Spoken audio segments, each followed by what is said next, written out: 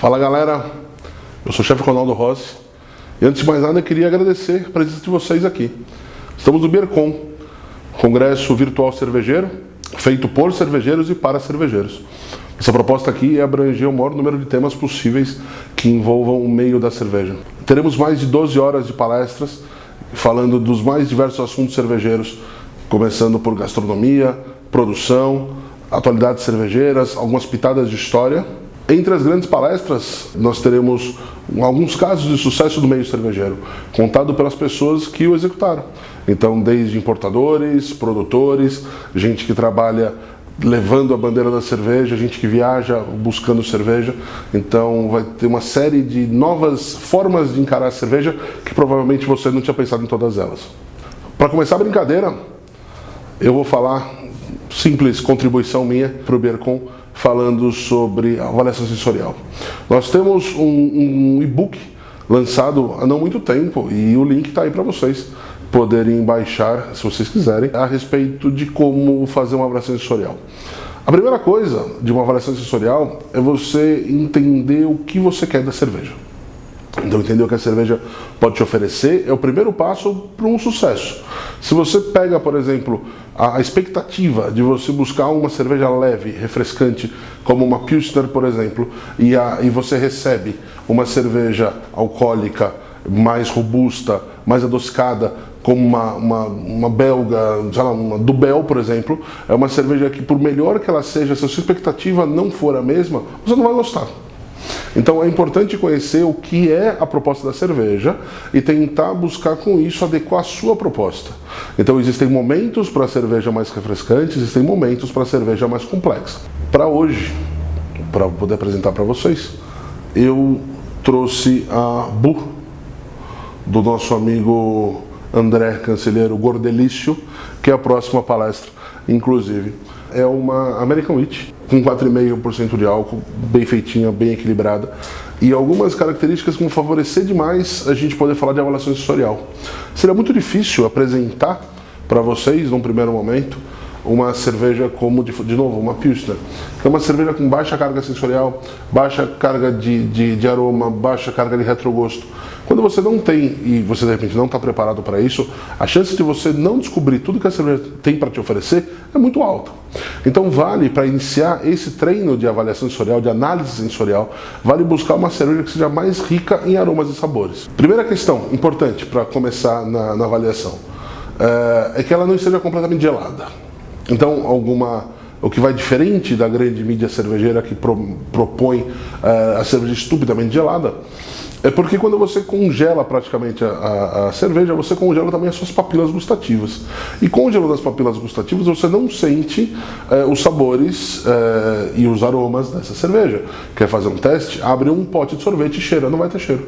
Ele vai ter muito pouco. Ele vai aumentando a intensidade conforme ele ganha a temperatura. Mesma coisa com a cerveja. Caiu na língua, congelou, não sentiu muita coisa. E isso é muito bom quando você tem muito mais defeito do que qualidade. No nosso caso, as cervejas especiais têm muito mais qualidade do que defeito, é uma perda irreparável. Então vale muito mais esperar a cerveja ganhar um pouco de temperatura, que com essa temperatura ela vai trazer uma riqueza impagável de aromas e sabores que a gente vai explorar daqui para frente. Uma vez escolhida a cerveja, o próximo passo é pegar um copo. Esse é um padrão bom para a gente utilizar. Um cálice, pode ser uma taça de vinho, isso é algo que todo mundo tem em casa. Eu poderia propor aqui com uma taça ISO, que de fato é o mais correto a se utilizar nesse momento, mas eu sei que muitos de vocês não têm em casa. Então, para facilitar, peguei uma taça simples. E por que taça? Porque eu consigo segurar no pé sem ter alteração na hora da visualização da cor, e eu consigo, sem interferência também na temperatura. A taça é importante para isso, porque cada vez que você segura a cerveja por cima, você vai transferir o calor da sua mão para a taça, vai esquentar a cerveja. Então, tendo um pé, seguramos pelo pé e podemos, inclusive, facilitar a observação das cores, formação de espuma e turbidez. Vou abrir a cerveja. Cervejeiro que não tem chave no bolso não é cervejeiro. Vou servir mais ou menos 1/3 da taça.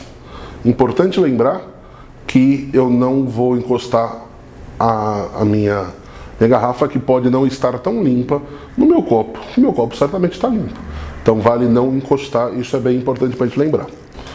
1/3 mais ou menos, de quantidade de cerveja, porque eu consigo fazer com que os aromas subam, permaneçam aprisionados na taça, isso é muito importante, e eu consigo este movimento para dar uma reavivada tanto na formação de espuma, como de fato na liberação desses aromas. A primeira coisa que a gente vai observar é a parte visual da cerveja. Então, eu sempre removo qualquer excesso de umidade que possa ficar por fora, porque isso interfere bastante na cerveja. Vamos ver a cor. Primeira formação de espuma, né? Então dá para ver aí uma cerveja com uma bela formação de espuma, vocês viram na hora que eu servi, e mantém. Então, por classificação, é uma cerveja com boa formação e boa estabilidade de espuma. Coloração dourada, né? Uma cor simples, normal da cerveja, e média turbidez. Como eu sei isso? Vocês conseguem ver aí? Através do copo, quase não passa luz. Não é totalmente turva, mas ela é bastante turva. Então essa turbidez, ela entra nessa turbidez alta, até pode ser considerada assim, de médio alta turbidez, ou simplesmente uma cerveja turva. Ela não é completamente, mas está bem no desenho para isso. Aroma. O aroma, você pode primeiro dar uma fungada mais longa, numa área mais distante. Ela vai pegar alguns itens que volatilizam e sobem mais. A hora que aproximar o nariz da taça, eu vou dar fungadas curtas, igual faz o cachorro. Faça um teste. Primeiro deem uma bela fungada, longa, e depois dá uma cheirada fora do ar, dá uma livrada no nariz, e voltem e façam várias fungadas curtas. Vocês vão ver como ela fica muito mais intensa. Vou fazer aqui para vocês. Uma cerveja riquíssima de aroma, uma cerveja riquíssima principalmente de aroma que remete ao lúpulo, bastante presente. Então é uma cerveja de uma American Wheat como ela deveria ser, uma cerveja muito rica de lúpulo. O destaque de uma Witbier é exatamente esse. Quando você vai ver a partir de uma definição de estilos, você vai ter poucas das características, ou nenhuma das características, por exemplo, de um trigo alemão, né, que é o esperado badana e cravo. Também pouquíssima interferência do trigo belga, com adição de laranja, semente de coentro e outro tipo de tempero. A ideia é uma levedura bem neutra, porque essa levedura neutra ela pode deixar com que o maior destaque de toda a cerveja seja, de fato, o lúpulo. Então você pega grandes grupos, e dentro desses grandes grupos você pode trabalhar. Então o que eu sinto? Aroma herbal inicialmente. Nesse aroma herbal, alguma coisa que remete a uma grama recém-cortada, algo nesse sentido. A partir disso eu posso falar de um aroma cítrico, alguma coisa que remete ao tradicional lúpulo americano, e aí você vai ter uma associação grande com frutas cítricas, e alguns sentem mais algo de laranja, alguns sentem isso mais voltado para o maracujá, é bem nesse sentido mesmo. A gente vai mostrar agora para vocês a roda dos aromas. E essa roda dos aromas, ela vai ter a chance de vocês terem em casa, baixar da internet e conseguirem buscar isso facilmente. E percebam que você tem um agrupamento de cores. Neste agrupamento de cores, você identifica primeiro algo que remete, por exemplo, a uma doçura. E o que é essa doçura? Pode ser um aroma de massa de pão, massa de biscoito. Então é neste grupo que você trabalha. Você parte dos grandes grupos para chegar nos grupos menores, os detalhes maiores dessa avaliação. Nesse nosso caso, o aroma predominante, de fato, é o lúpulo. Eu tenho pouquinha quantidade do que consegue sobrar a partir dessa força de lúpulo, que remete de fato ao malte, mas lembra essa proposta de massa de pão, de cereal cru. Isso acaba completando o aroma. Vamos fazer a parte mais legal da cerveja, que é a degustação. Vou colocar na boca, vou deixar com que a cerveja passeie por toda a minha boca, vou engolir e vou respirar imediatamente pela boca.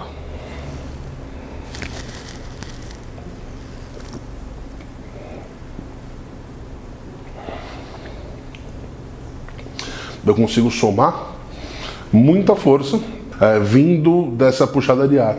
Percebam que quando a gente está resfriado, você perde quase completamente a noção do sabor, não é isso? Então a gente tem uma regra que 80% do nosso paladar é olfato. Então vale muito ter essa proposta de respirar pela boca logo após a degustação. Então o que eu percebo aqui? Que é uma cerveja, primeiro vamos falar dos sabores básicos. É uma cerveja em equilíbrio de doçura e amargor. Então ela não traz características de acidez praticamente, traz muito pouquinho, é esperado, mas de fato é bem pouquinho. Não traz características de sal, aqui não presente, tem nenhuma característica de ser uma cerveja salgada, mas ela tem um equilíbrio muito forte entre os elementos, o malte, que gera doçura, e o lúpulo, que gera amargor. Outra coisa importante aqui é a textura. Uma textura leve e até um pouco frisante. Então você percebe que ela tem um volume grande de formação de bolhas. A gente percebeu essas bolhas, inclusive, quando nós começamos a fazer o serviço, né? Então, de colocar na taça, cresceu bem, o show ficou bacana, então isso é um volume grande de carbonatação e deu super certo. Então, uma textura leve e levemente frisante para poder completar. A intensidade médio-alta, por mais que seja uma cerveja com pouco álcool, um baixo corpo e tudo isso, ela vai ter uma intensidade alta pelo volume de lúpulo que ela traz. Então esse volume de lúpulo bastante presente faz com que ela tenha de fato força e tempo de permanência na boca.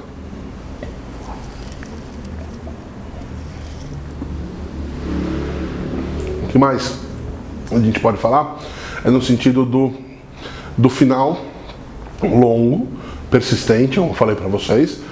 Um final que remete basicamente ao cítrico, às frutas cítricas, de novo, voltando para o lúpulo.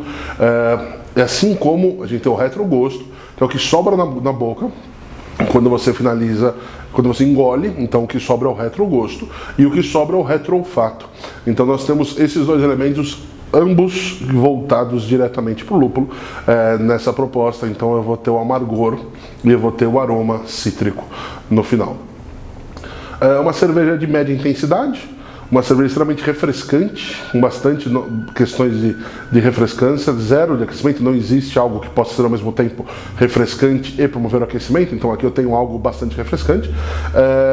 E uma cerveja que dá para tomar de balde, né? O legal dela é uma cerveja que você pode abrir e tomar. Ela realmente, esse tipo de cerveja com pouco álcool, é muito legal para isso, porque você tem um drinkability muito alto.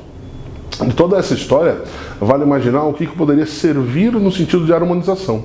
Imagina uma cerveja dessa para uma entradinha leve, para alguma coisa, vamos falar de calor, vamos falar de verão, está chegando, mas algo que você poderia, por exemplo, tomar numa praia. No churrasco não é a melhor opção, mas, por exemplo, numa praia, algo que você poderia ter um serviço de camarão frito, ou uma casquinha de siri. Também tem muita chance de poder combinar esses elementos não tão intensos de sabor, nem tão gordurosos como a cerveja, que tem uma carbonatação alta, tem um lúpulo alto, e mesmo tendo um álcool baixo, é capaz de poder remover boa parte dessa gordura que vem desses pratos. Bom, galera, para encerrar essa abertura oficial do Beercon, agradeço de novo a presença de vocês.